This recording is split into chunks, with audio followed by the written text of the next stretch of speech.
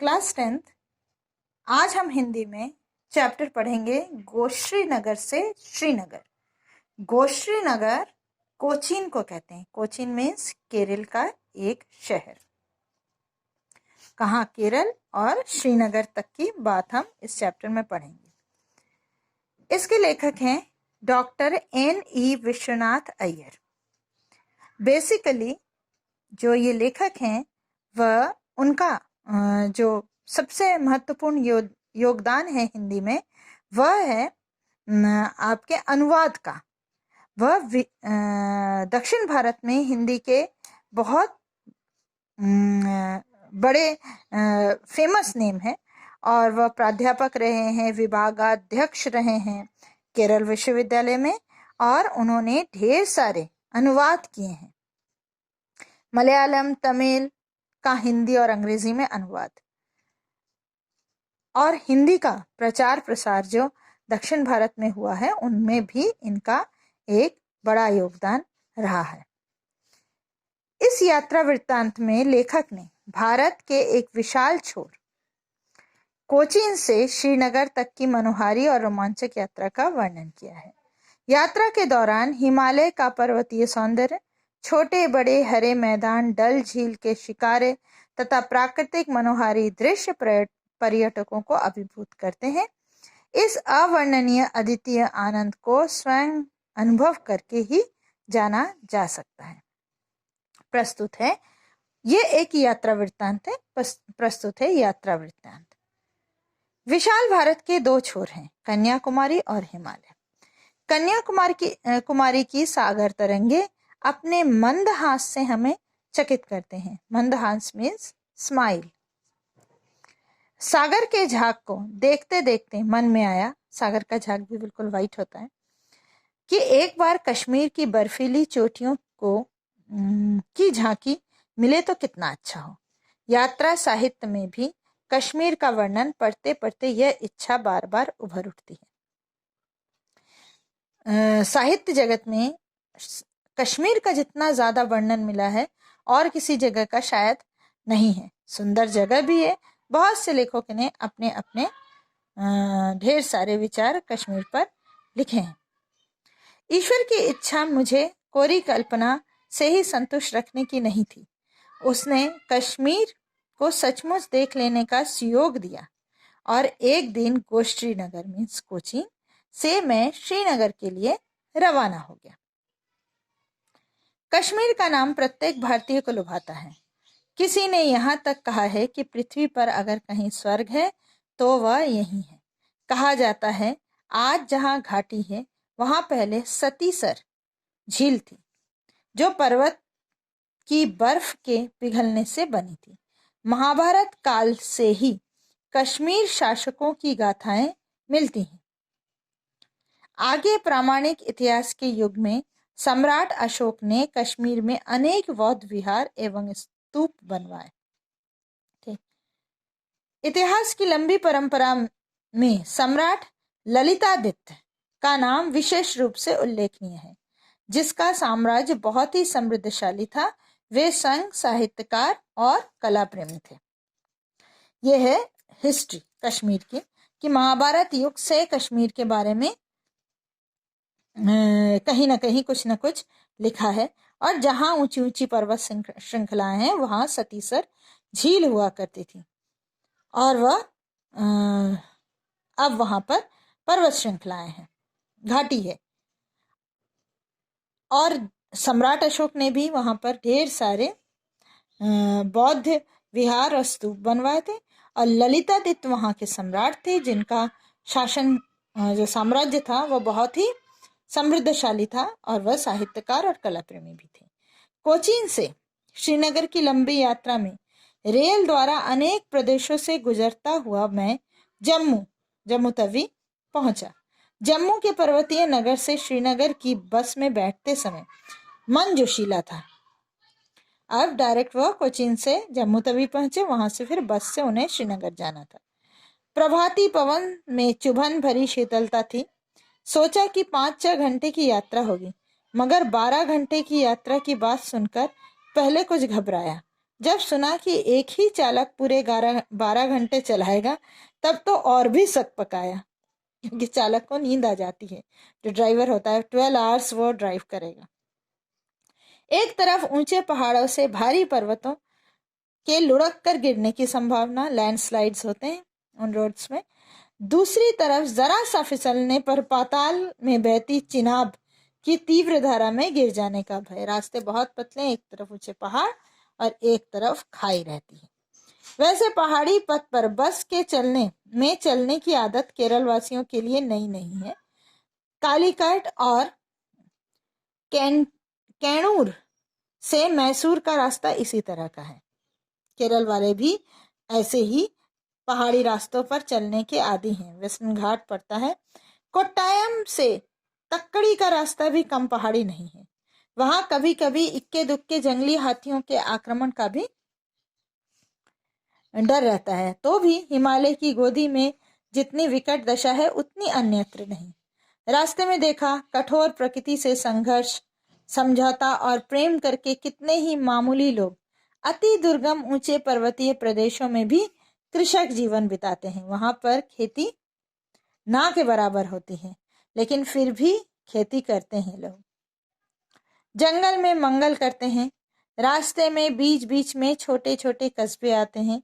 दुकानों की कतारें, छोटी बड़ी पाठशालाएं, होटल, सिनेमा घर भी। देहाती इन्हें शहर ही मानते हैं। चढ़ाई और उतराई और चढ़ाई का बारी बारी से अनुभव करते हुए जहां तहां थोड़ा सा विश्राम, नाश्ता करते हुए हम शाम को 4:30 बजे बनिहाल रेस्ट हाउस के सामने पहुंचे। स्थानीय भूगोल की जानकारी के अभाव में कैसे पता लगता कि हम कितनी ऊंचाई पर हैं।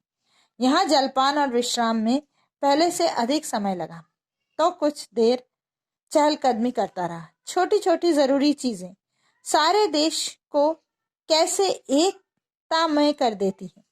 खोजने पर केरल का बना साबुन भी शायद मिल जाता।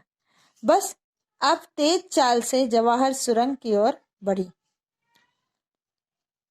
इस पथ को पार करते ही हुए पुलकित हुए बिना नहीं रह सकते।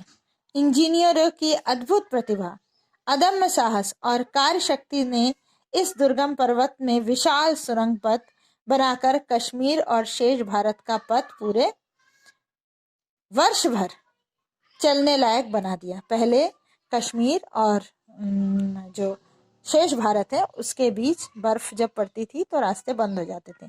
जब से जवाहर सुरंग बनी है तब से साल भर लोग यहाँ से वहां से वहां जा सकते हैं। प्रकाश धारा बहाती, सीटी बजाती बस सुरंग पथ से आगे बढ़ रही थी। रोमांचकारी दृश्य था। मानव शक्ति से यंत्र शक्ति की श्रेष्ठता को मानते हुए हम आगे बढ़ रहे थे। विचारों में डुबकी लगाए रहने से पता ही नहीं चला कि जवाहर सुरंग हमने कब पार कर ली। अब बस उतार पर चलने लगी और नए समतल स्थान काजीगुंड पहुंचे। काजीगुंड से श्रीनगर की यात्रा समतल थी, इसलिए बड़ी तेजी रही। पर्वतीय भूमि की जगह भारत के अन्य नगरों के समान किसी नगर का चक्कर लगाने का ही अनुभव हो रहा था। वो प्लेन्स में है, इसीलिए कुछ नया नहीं लगा। 2 घंटे में हम श्रीनगर पहुंचे। कश्मीर की राजधानी ज्योतिर्मय नगर, पहले इसका नाम ज्योतिर्मय नगर था। श्रीनगर के रजकण को प्रणाम। रजकण मीन्स वहां की धूल के कण को प्रणाम कर मैंने अपने को धन्य माना। वर्षों की अभिलाषा जब किसी दिन सफल होती है तब वह आनंद केवल अनुभव से ही जाना जा सकता है। बर्फ और केसर के नगर में कदम रखने पर मेरी पहली मानसिक प्रतिक्रिया इस सुयोग पर भगवान को धन्यवाद देने की थी। सालों से उनकी इच्छा थी कि वह कश्मीर घूमे, और जब वह पूरी होती है तो वह आनंद अलग ही होता है। साफ सुंदर पर्यटक केंद्र के सामने स्वच्छ सड़कें और छोटे बड़े हरे मैदान बड़े ही मनमोहक लग रहे थे।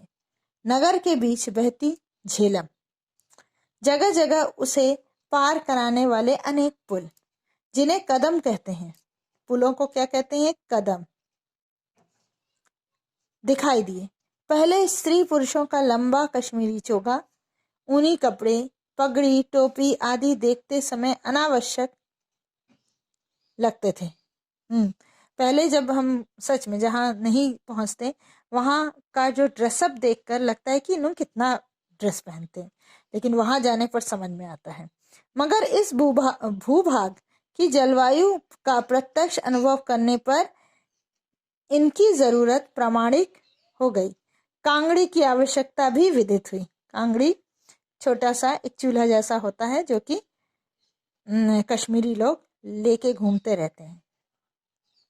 सहज कौतूहल के कारण कश्मीर की भाषाओं के बारे में प्रश्न करने पर पता चला कि बोलियां कई हैं, पर श्रीनगर में मुख्य रूप से कश्मीरी और उर्दू बोली जाती है। श्री शंकराचार्य पहाड़ी श्रीनगर का सबसे ऊंचा स्थान है। यह मठ बहुत पुराना है और जनश्रुति के अनुसार यहाँ का मंदिर पांडव वंश के राजाओं का बनाया हुआ है। यहाँ शिव जी और शंकराचार्य की मूर्तियां हैं और मंदिर तक पहुंचने के लिए सीढ़ियां चढ़नी पड़ती हैं। पहले सड़क से पैदल ही मंदिर तक पहुंच सकते थे, अब मोटर से भी जाया जा सकता है। इस ऊंचे पहाड़ पर खड़े होकर श्रीनगर का काफी बड़ा हिस्सा दिखाई देता है। श्रीनगर की डल झील, तैरते बाग और उनके चारों ओर की पहाड़ियों के निराले दृश्य बड़े ही मनोहारिक हैं। केरल में जन्मे जगत गुरु शंकराचार्य जी को उत्तर भारतीय सीमा पर इस गौरवपूर्ण पद पर प्रतिष्ठित देखकर मेरा मन गर्व का अनुभव कर रहा था।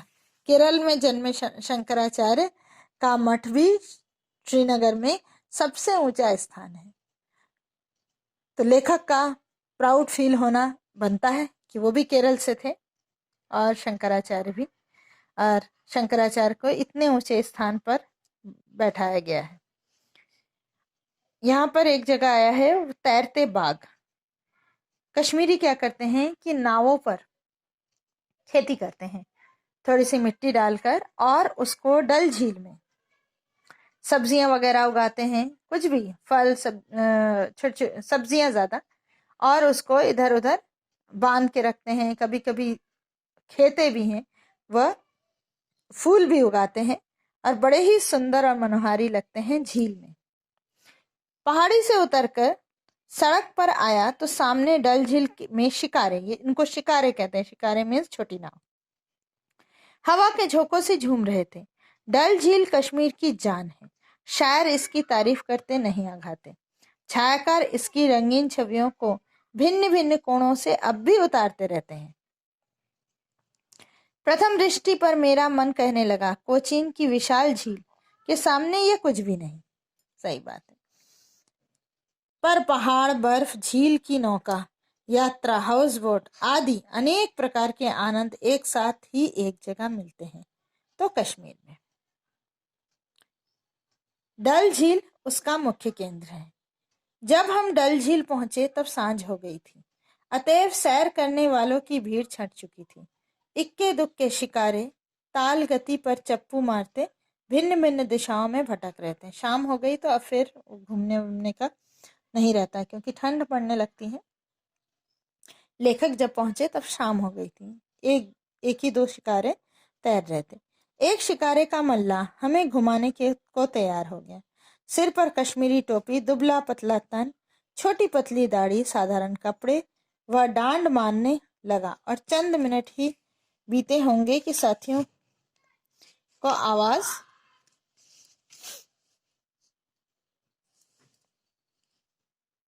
दे देकर कुछ बताने लगा। उसका चेहरा थकावट में भी खिल उठा था। अपने मित्र से मुझे मालूम हुआ कि वह ईद का चांद देखने की सूचना दे रहा था। हमें झटपट एक किनारे लगाकर वह बोला, अब मैं नहीं चलूंगा, नमाज पढ़ूंगा, दूसरे को ले जाइए। उस दिन ईद था, तो ईद का चांद जैसे ही दिखता है तो वह बोला कि मैं नमाज पढ़ूंगा, दूसरे को ले जाइए। नए शिकारे का मल्ला यूसुफ किशोर था। उसके हाथ बड़ी फुर्ती से चप्पू चला रहे थे। मेरे साथी भी साथ दे रहे थे। मौज में मल्लाह के गले से सुरीली आवाज आने लगी। ठेठ कश्मीरी लोकगीत और ठेठ देहाती कंठ। वह गाना गाने लगा, जो शिकारा चलाने वाला मल्लाह था। 2-4 पंक्तियां ही थी, उन्हीं को बार बार दोहरा रहा था। कश्मीर की मिट्टी में ही प्यार मोहब्बत की महक है। लेखक कह रहे हैं, ये जो 2 लाइन्स हैं इंपॉर्टेंट है। वहां की प्रकृति ने जिस प्रकार मिठास और मोहक रंग सेब और केसर में भर दिए हैं, उसी प्रकार की मिठास और रंग यहाँ के किशोर और किशोरियों को दिल खोलकर प्रदान किए हैं। वहाँ के लोग प्यार करना जानते हैं। कहा जाता है कश्मीर की मिट्टी में ही प्रेम है, मीठा सेब और केसर का सुंदर रंग, ये दोनों वहाँ के किशोर और किशोरियों में प्रकृति ने ही घोल दिए हैं। मतलब वहाँ के लोग प्रकृति प्रेमी भी हैं और प्रेम करना भी जानते हैं।